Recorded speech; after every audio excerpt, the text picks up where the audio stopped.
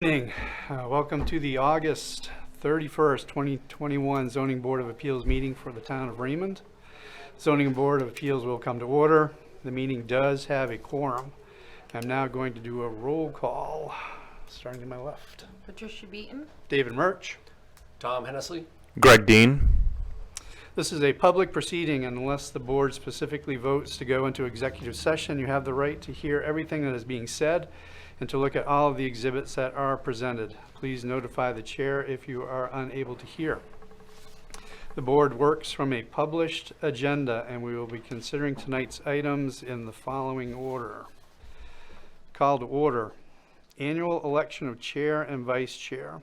Old business. New business, including acknowledgement of minutes, approval of minutes, an interview, discussion of new remote meeting laws, code enforcement officer communications, and adjournment. In each instance, the burden is upon the applicant to demonstrate compliance with the provisions of the applicable ordinances or state law. After the board votes on the merits of each application, it will prepare a written notice of decision.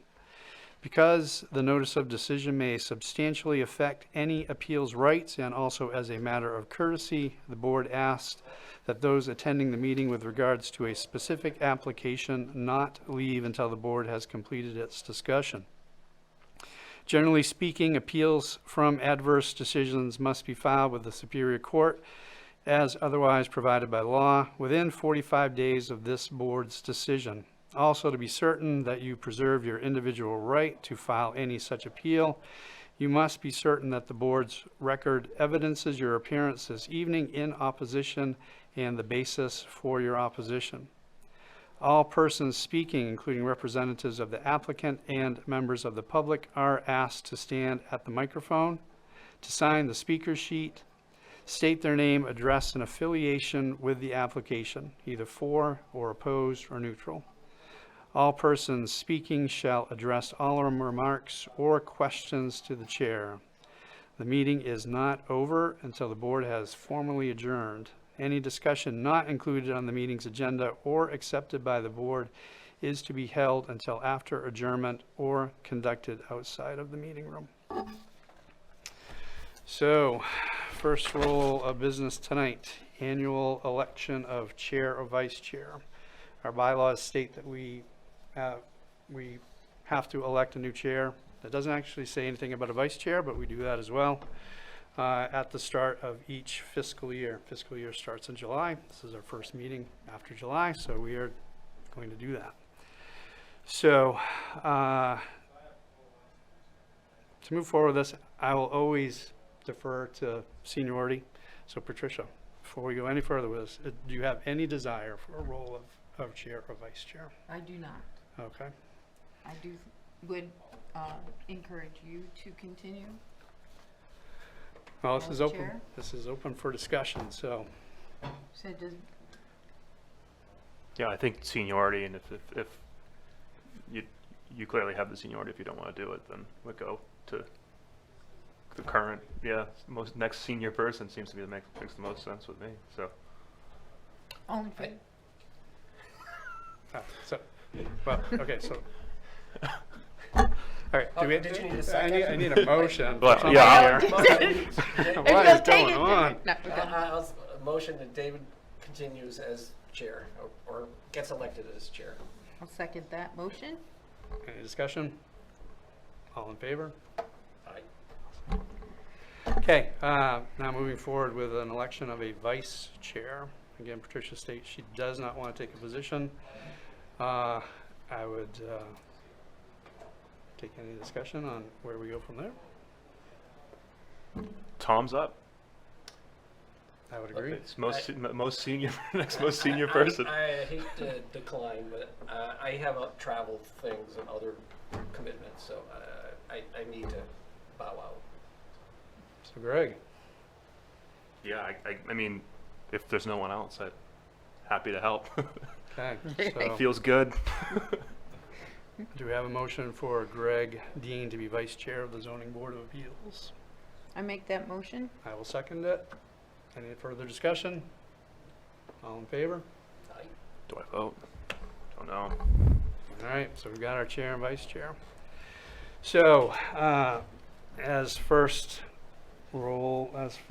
step in this, I'm going to rearrange the agenda a little bit tonight. We have Sue here with us to help us with regards to an item of new business for discussion regarding new remote meeting law. She's been working today, all day, so to preserve her time. Sue, if you don't mind giving us some feedback as to what we're looking at here with regards to this new remote meeting law. I'm Sue Clark, Town Clerk of Raymond, or Sue Clark, rather, Town Clerk of Raymond. It's been a long day. Sue Clark, that's good. The state put in a bill was presented to the legislature saying that folks in towns could continue to use Zoom. The Clerks Association, several other organizations, MMA, were all completely in favor of this. When it hit the floor of the legislature, they amended it. So that they didn't want committees in towns to just use Zoom. They thought we should go back to in-person and use Zoom in certain instances. And they've outlined those instances, and this has been passed by the legislature and signed by the governor and is in law now. And an emergency issue, if you needed to come together as an emergency, you needed to meet by Friday because such and such was going to blow up or whatever, then you can use that, you can have that meeting by Zoom if you adopt this policy. If someone is ill and shouldn't come to the meeting, then that person can Zoom into the meeting. If you adopt, again, all of this is if you adopt the policy. That also, what the lawyers have said falls under there as well, is if anyone has a doctor's note that says they should not go to a meeting because of risk of whatever, then they can use Zoom. If someone is not physically going to be able to get here, as in they are down east on a fishing trip, but they have plenty of Wi-Fi, then they could use Zoom to come. The caveat with all of this is if any member of the board uses Zoom to attend the meeting, all of the public has to have the ability to do that as well. So that's something just to keep in mind. It's something that the select board has adopted, the planning board has adopted. It does give you a bit more flexibility. All this could change again if the governor has another executive decree and decides that we can all go back to Zoom. But this at least gives you the flexibility of saying, if we have an emergency, if someone is sick, we can still maintain a quorum by using Zoom. So I would highly recommend that you do adopt this, and I'm more than happy to entertain any questions. First one that comes to mind for me is, like, is there any time frame in which, like, how soon can we say I gotta be available by Zoom? Let's just say this morning I woke up sick. Mm-hmm. Didn't want to come here and give it to anybody, but I still wanted to attend the meeting. I let somebody know. I mean, less At than that 24 point, hours notice, can that be done? Yes, it can be, because we can put it on our website, add it to the meeting, we would post it on the sign out here as well, that no longer is it just at the broadcast studio, it's broadcast studio and Zoom. And that gives the public the ability of zooming in. And then out back, the broadcast folks or the videographers are already well versed in doing kind of bifurcated meetings, if you will. Okay. So I'm just making sure I understand this. Mm-hmm. If one of us Zooms, then people can Zoom, Yes, but okaying the policy or adopting the policy doesn't give it a blanket, anybody can Zoom. that's correct. Okay. It's only if someone on your board fits these categories. So, for instance, on the planning board, there's one member who has a doctor's note to say that they should not be at the meeting. So they will always have Zoom as a component. If you do Zoom in, your head will be up here on the wall. If you're the only one, it's sizable. So if I'm traveling out of state, I'm gonna be gone for weeks or whatever, Yeah. I just would let David know, and I would zoom in from where, Yes. okay. Yep. Okay. Okay, I'm assuming, let's just say we had an applicant, and an applicant doesn't have this to go on, right? They can't say, I feel sick today, I would still like to be able to move forward with my application. Can I call in, if I'm the applicant? That would be a bit of a stretch, but I don't think it's too much of a stretch necessarily. Okay. If that were to come up and we had the time, we would probably confer with the lawyers just to be positive. Okay, But this at least gives you that sort of flexibility. If you don't adopt the policy, you can't do that. You have to meet in person. okay. And if you can't meet in person, then, and two of you are sick tonight, you wouldn't have a quorum. Right. So just to clarify, Yes. the policy, what are the conditions? It's medically, some sort of medical conflict, travel, and is that it? That's really about Okay, it. so it's a couple different medical statements and then. Or an emergency. An emergency. You suddenly need to meet. Okay, And the selectmen have Oh, I already run see. into this once, Okay. where they needed to have a meeting to meet a statutory deadline. And there's no way they could physically all get together in the middle of the day to get that done. I see. So they had a Zoom meeting, and all of the members were in Zoom. Well, I can't really see any Seems like, negatives. yeah, Right? I haven't found a downside to it. yeah. I see a lot of positives because I already know I can't make next meeting because I'm in Virginia, so we wouldn't have a quorum. Right. Yeah. So is this a written policy that each of us has to sign? Yes. I take it? Okay. So are we looking for a motion to approve it? Is that, Yes, you would need to vote on it. okay. It'd need to be a motion. Well, I'd like to move that we adopt the new meeting policy. I'll second. Any further discussion? All in favor? Aye. I happen to have said policy with me. With our names on it. Did you? Yeah, because I was in that, but I can't. Yeah, I mean, that works out good. And then it needs to come to me. Okay. Okay, thanks, Sue. Thanks, Sue. Appreciate Good it. evening. So, might as well stay in our new business zone here. We have an acknowledgement of minutes. March 25th, 2019, May 20th, 2019, July 29th, 2019, August 26th, 2019, September 9, 2020. It should be 29, September 29. Thank you very much. September 29, 2020. That's a- No, this is I have the old agenda. January 26, 2021, February 23rd, 2021, and March 31st, 2021. Before I take a motion, can I just ask Sandy why we're extending so far back into 2019 with this? They were waiting for me when I got the job. That's a good answer. Yeah. I have a second question. So I got you all So, caught up. so, I know. so what happened between August of 2019 and September of 2020? Some of those had been approved. They were just like random, ones that weren't, ones that were done. Mary was, So- excuse me, Mary was overwhelmed, and that's the minutes had, Yeah, it's like Falling some behind. of them she got to and others Yeah. were still left back, and so I went through and I found you all the missing ones. And took them all. Out of curiosity, any legal ramifications to simply doing it an acknowledgement versus No, an we talked to the attorney, and that's the only way you can because of the changeover in the board. We don't have enough people that were on the board at those dates that can approve. Okay. So this way they're acknowledged, they still get put on the website with the rest of the minutes, and Okay. we call it good. Right, so this is just not the same thing as an approval. This is just acknowledging that these are the minutes Correct. as stated, and we Correct. acknowledge that somebody stated that these are the minutes. Okay. I'm The assuming- video is still the official record. Okay. Right. I'm assuming the acknowledgements do not require any signatures. Okay.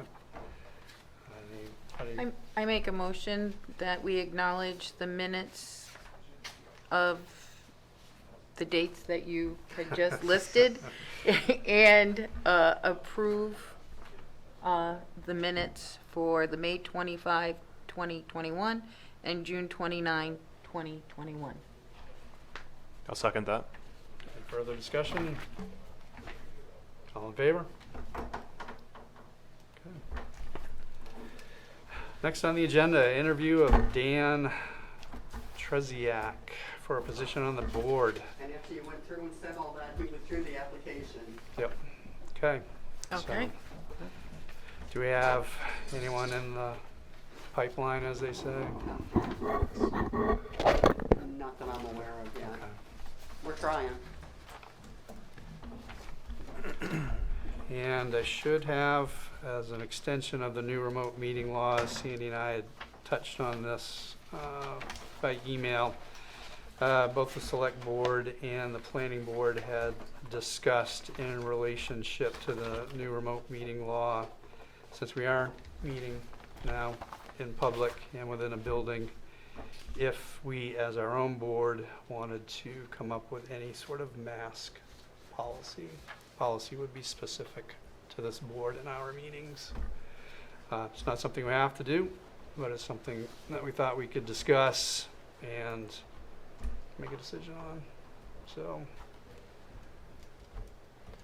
Discuss the wearing of masks? well, we have a choice as a board, since we are meeting in a public space and public Okay. comes, and we're here as well. We have a choice, if we want, to establish a mask policy. Oh, okay. It's my understanding the select board chose not to. Mhm. Correct. Planning board chose to institute a mandate for the mask. Correct. So, but we're our own board, so we get our own decision with regards. And this would Yeah. include members, public, anybody in the. Yeah, in the- anybody okay, that yeah, came yeah, in would have to yeah. be wearing a mask. if In that's what doing you so, we choose would have to wear them as well. Yes, ma'am. Okay.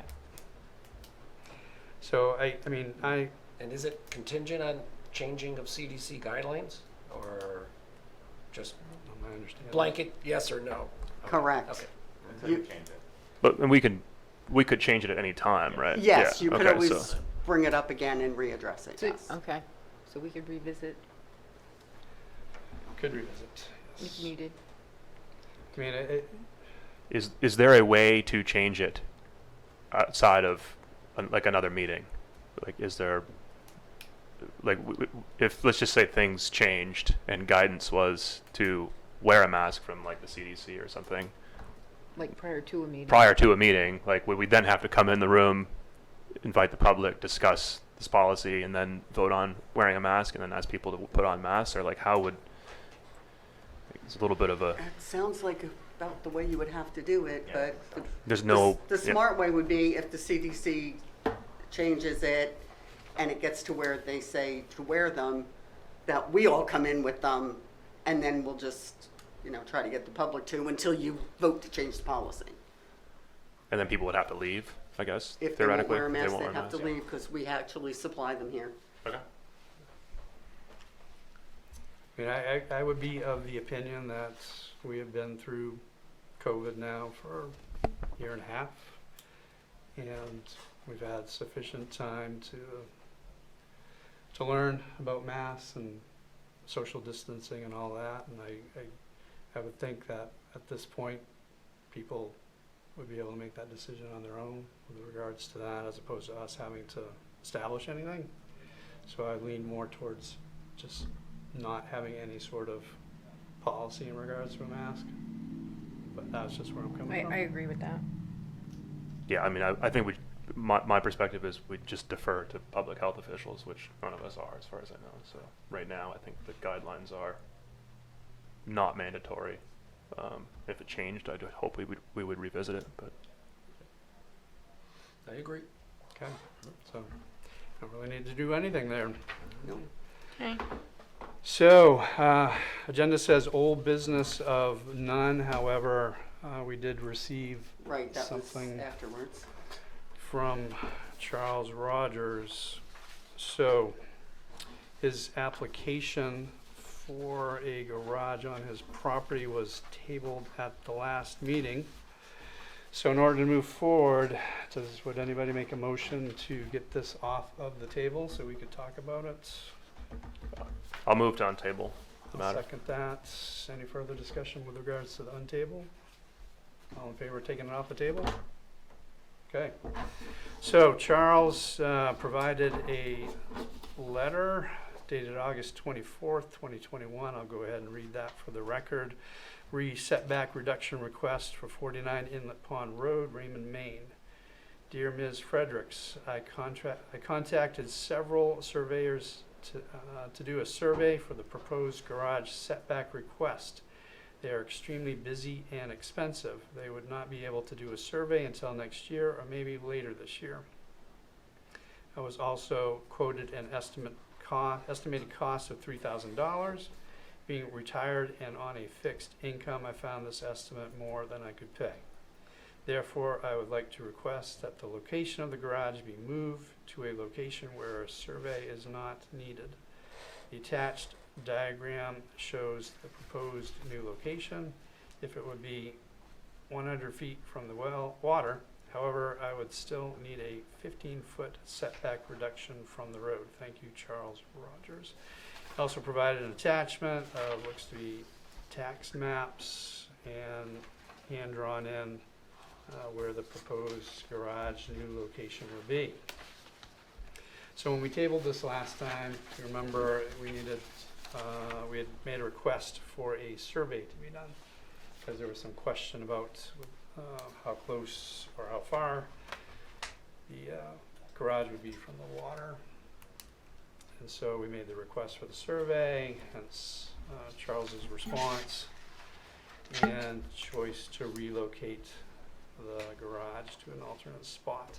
So the question comes up, what to properly do moving forward. And with that, I guess I would look to you, Alex, just to provide a little bit of feedback. Sure. Yeah, I mean, it's it's one of those things. In order to apply for any type of variance or building permit, you need to give some type of, setback information, spatial information showing where you're proposing to build the structure, right? So, typically for our building permit, you can create your own scaled plot plan and submit that, and that becomes, part of the application. You sign the application, you're swearing that all the information you're submitting is true and accurate. However, when you sign that, you are, basing that on your own knowledge. So if you believe that's where the setback, where your property line is, then, you're saying that that's true. The issue with the variances is those are, you guys approve it. There's very strict requirements to where and how much. It gets recorded in the registry, and it's kind of like a legal document. If you guys approve a variance down to 15 feet and he builds this thing 15 feet from where he thinks the lot line is, and then he sells it and they do a mortgage loan inspection and find that he's actually 5 feet into the right-of-way, it creates some issues. So the way I usually handle these situations is if I have any structure that's non-conforming, because maybe it's a replacement of a legal non-conforming structure, which doesn't require a variance to be replaced, as long as you're not making it any more non-conforming.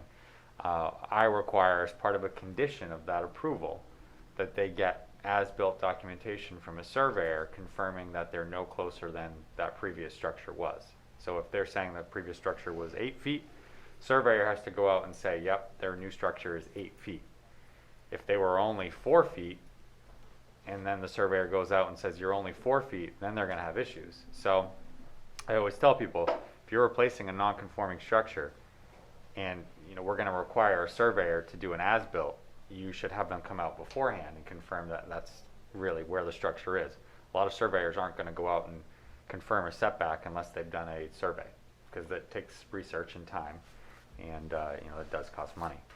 So I think approving a variance for a setback reduction or variance in general without any signed professional, licensed professional saying that this is how close the structure will be or is, I think it's a risk for you guys and for him.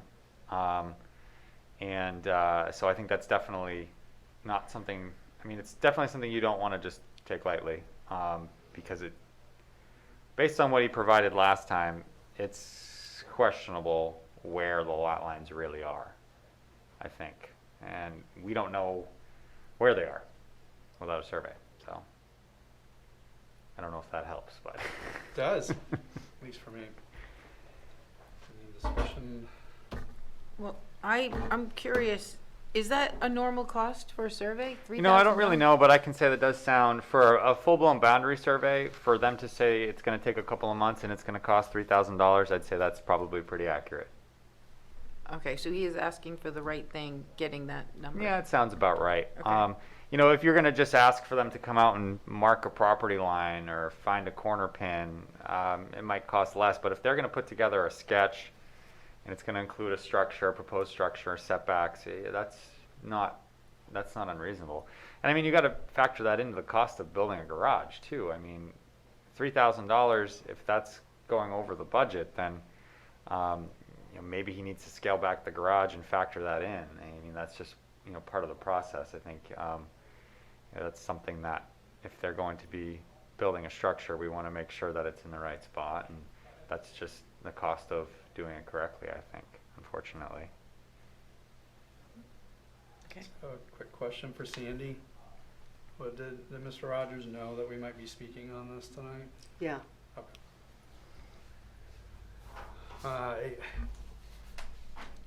I have, well, I have concerns. Number one, we did ask for a survey to be done, which, you know, Mr. Rogers has indicated, you know,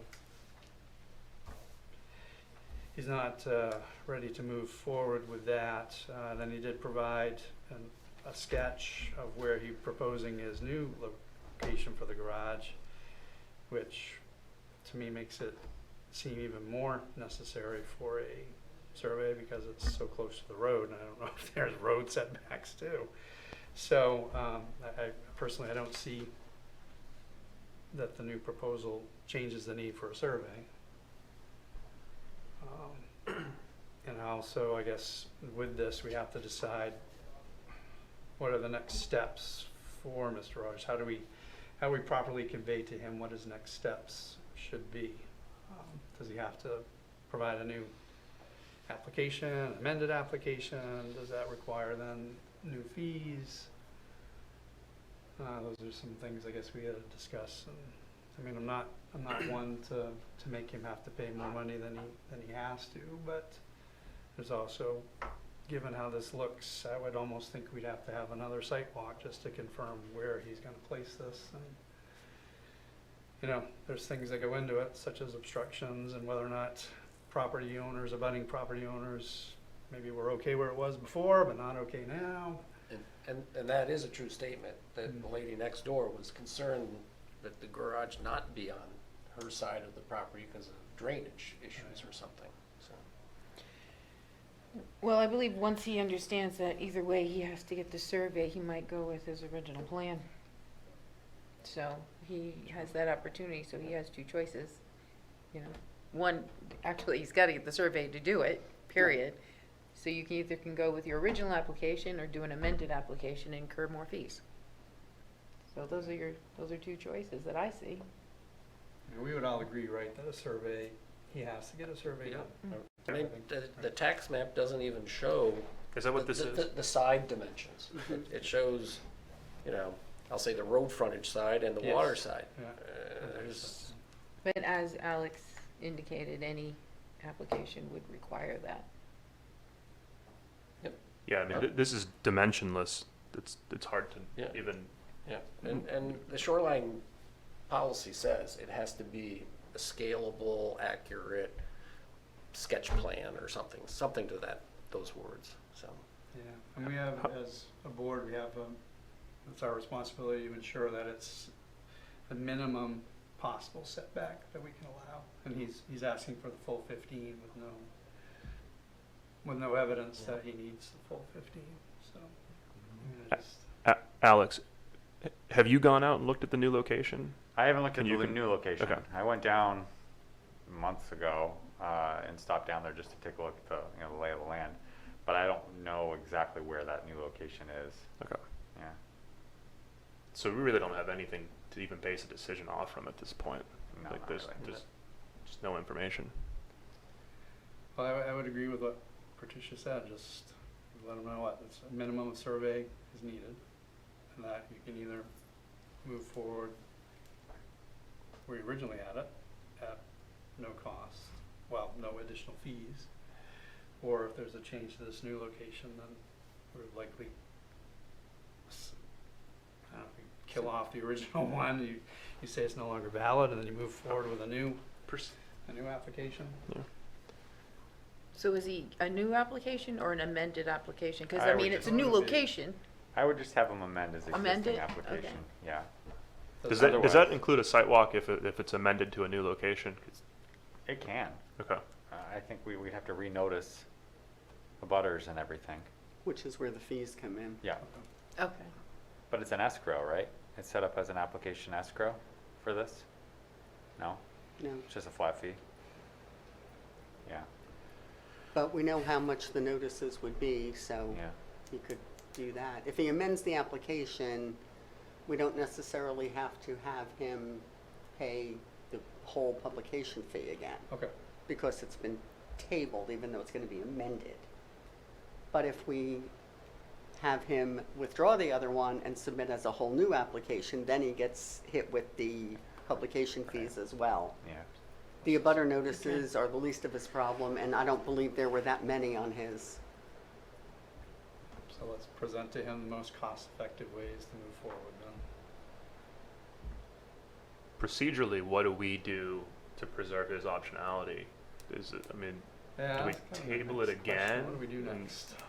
So that I'm- we that's don't what I make would the do. decision for him, like let him, Yeah. you know, Correct. have the There's- decision and, Yeah.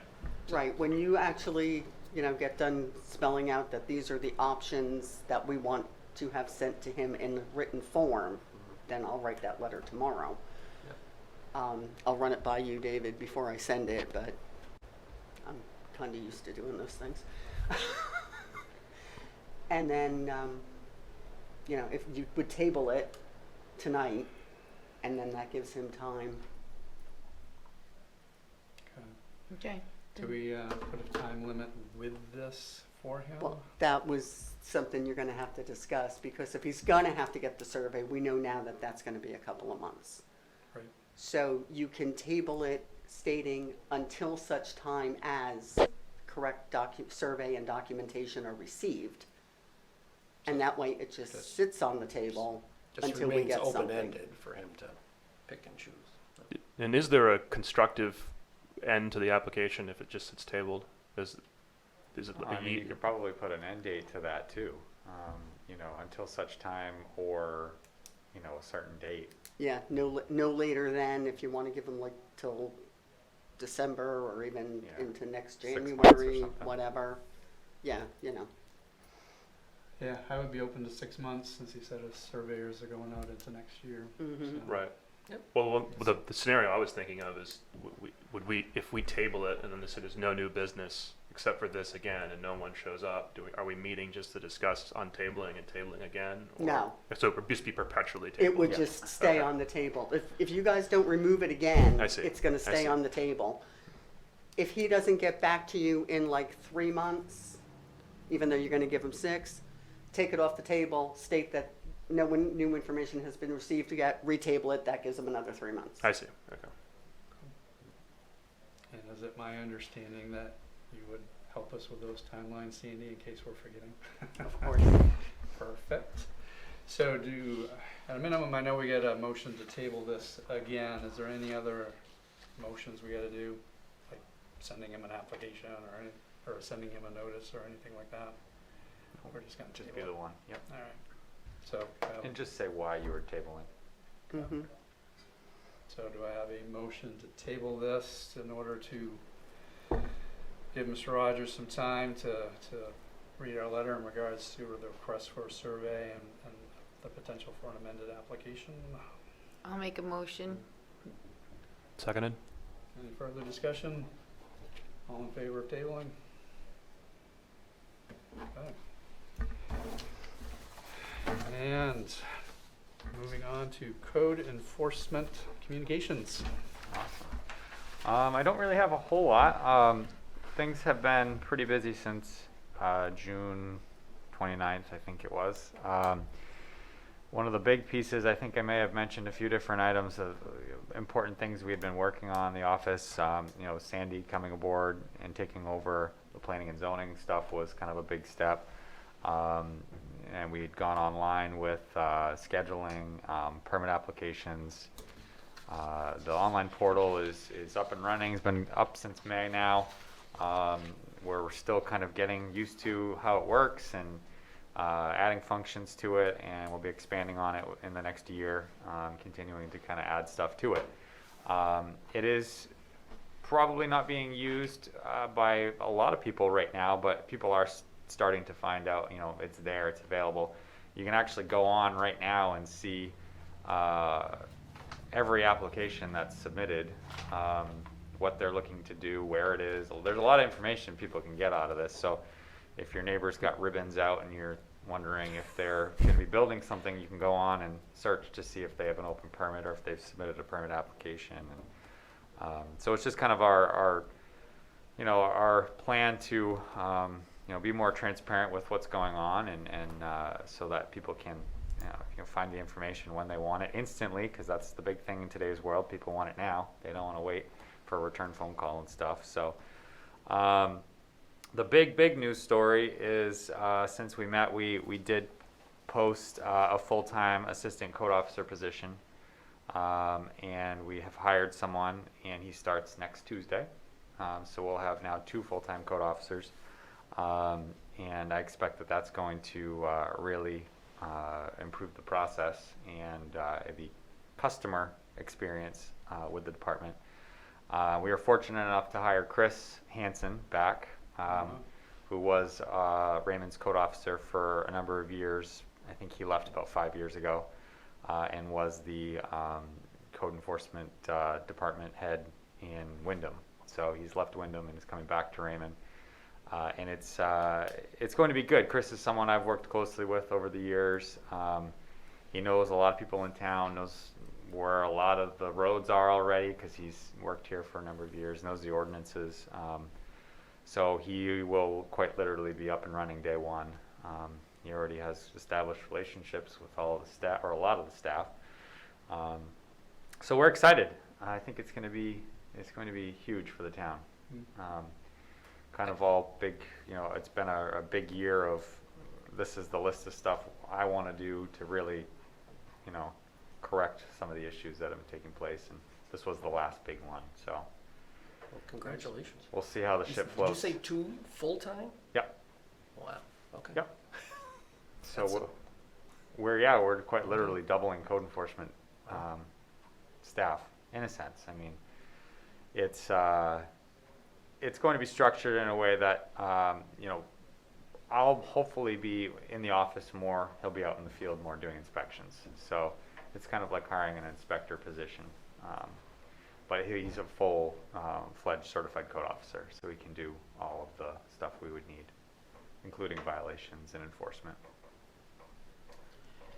We got a long list of violations, so it's going to be a busy couple of months. You guys might get busier too, because as we start to rattle off some notice of violations, those include the opportunity for an appeal. So there may be some NOVs we send out that get appealed to you guys, which could be December, January, probably before that starts, but it could happen. So if there's twice the code enforcement now, does that mean twice additional work for Mary? Do you need a new Mary? No, I think the way a lot of the issues that we're running into now with Mary, you know, for a while it was phone calls and then it was permits. Right now, it's the backlog in permit applications. So a lot of Mary's phone calls that she gets on a day-to-day basis are people wondering where their permit is. You know, it's been 3 weeks, been 2 weeks. They want to know what the status is. So I think, you know, having 2 of us, we'll be able to get the, you know, that permit turnaround time down to definitely under 2 weeks, which is a significant, you know, improvement from where we are right now. So if she's getting less calls from people wondering where the permits are, I think that's going to cut down a lot of her work there.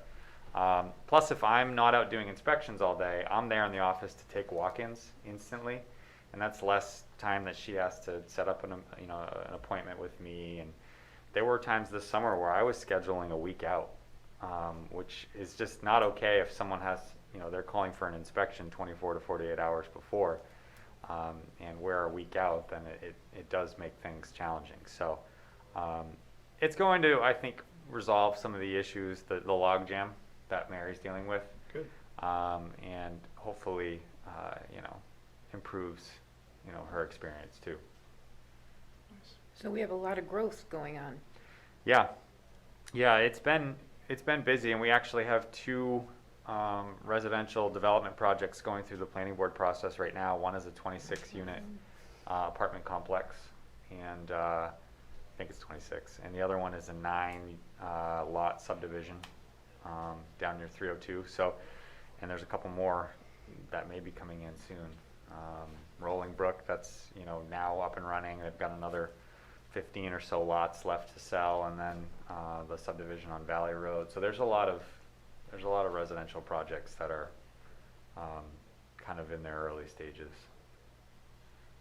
These violations, is this like all of a sudden there's a bunch of them, or it's just, No, it's normal stuff. it is? Yeah, All right. just people who do stuff that either don't realize they need permits, or they need permits but they just don't want to get them. And 90% of the time they're willing to comply, and then 10% you've got some people who just won't, and those will be the ones that will probably come to you guys. Okay. So Because an after the fact. Yep, it might be an after the fact, permit application, or, they just get the NOV and they want to appeal it, because a lot of times if you go to court, and you don't appeal, that kind of hurts your court case, because one of the things you need to do is explore all possible avenues before you go to court. And if someone has the right to appeal by saying, I feel like the code enforcement officer is incorrect in saying this is a violation, then they need to appeal. If they don't, then when we go to court, that's one of the things that we can say, well, they had the right to appeal and they didn't. So, they had the option to say we were wrong and they didn't, and now we've gone to court. So, I mean, it could get, like I said, it could get busier as far as administrative appeals go. Okay. Because those are administrative. So those are, basically me versus them, and you guys have to decide. Sounds Those are fun. interesting.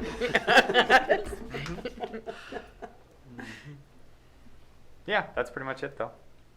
Nice. Thank you. Yep. Just got any questions, any more questions? Have one comment before we move on to adjournment, and actually more of a question for Sandy. Sandy and I had communicated about a month ago. There's so many new people on the board. Patricia, you're the long-termer for us. And so I had discussed with Sandy the potential for bringing in one of the town attorneys to discuss with us Right. how we should legally approach being on the zoning board of appeals. So we had discussed at the time that we would wait and see if we approve the new member for the board tonight, and then potentially looking at having that attorney be here Right. for a September timeframe. But The flip side of that, David, is you guys may want to sign up for that MMA course first, that Okay. webinar next month, yep, and see if that answers enough of your questions. And if not, then we can see about getting the town attorney brought in. yep, it's fine. So you guys, I know we had Yep. discussed briefly about how that would be helpful. So, I mean, if anybody, I'm good with doing the MMA, but, I don't know if there was some town-specific stuff that you would want to go over in terms of reviewing ordinances or things like that, so. Yeah, I mean, just for clarity, we discussed, there was a session, I don't know if it was like last August, or it was A couple of summers It was a ago. couple of summers ago maybe, where the town attorney had come in and kind of outlined, Right. the right procedural, like, don't look at Google, for instance. And it's hard, like, there's a little bit of nuance there that it's hard Yeah. to imagine being efficient and like also abiding by what the legal requirements are. So David and I had discussed like how do we educate ourselves best. So if the webinar helps, that's great. But it sounds like there might be an additional Right, there might be some things that are more Yep. specific to the town that you want to know about. That's something we can probably check into right on. Is the website. webinar, it allow any question and answer, or is it just broadcast? Kind of thing.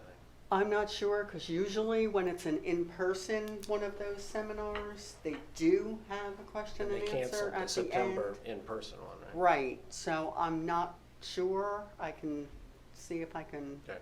check that. I mean, if there's no period for questions, then we still probably need to talk to the legal beagle about, you know, some of our particular questions. What have you found most helpful, Patricia? Have these MMAs been helpful? That was a very informative Yeah. course, yes. Okay. Yeah, I thought it was. Yeah, I mean, like I say, the first time or two, Right, it is yeah. informative, but after that, I mean, It how was- many I went Yeah, to yeah. because they wouldn't go alone. And usually when things are specific, if we're addressing an issue and something comes up that we do need legal to, chime in on, or we're looking for guidance, that's usually when we call them.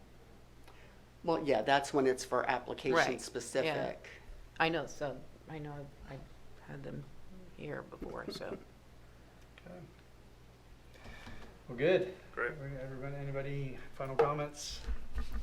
Just Take a don't motion. forget, I need you to sign the policy. Yeah, plus I think we've got some. Yeah, other and things some of to that sign other as stuff well, you still so. didn't get signed. Do we need, is this for Yeah. everybody to sign? Oh, Yeah, if, there's little tabs there, Okay. Greg, if your name's on the tab, you sign that David? set. Well, I'm gonna do the most important thing of the evening and ask for a motion for David. adjournment. I make a Do I have one? motion, we adjourn? Seconded. Seconds. Second. All in favor? And we're out. Okay. Okay, adjourned. Patricia and Tom. Are we off camera? No? I think I signed.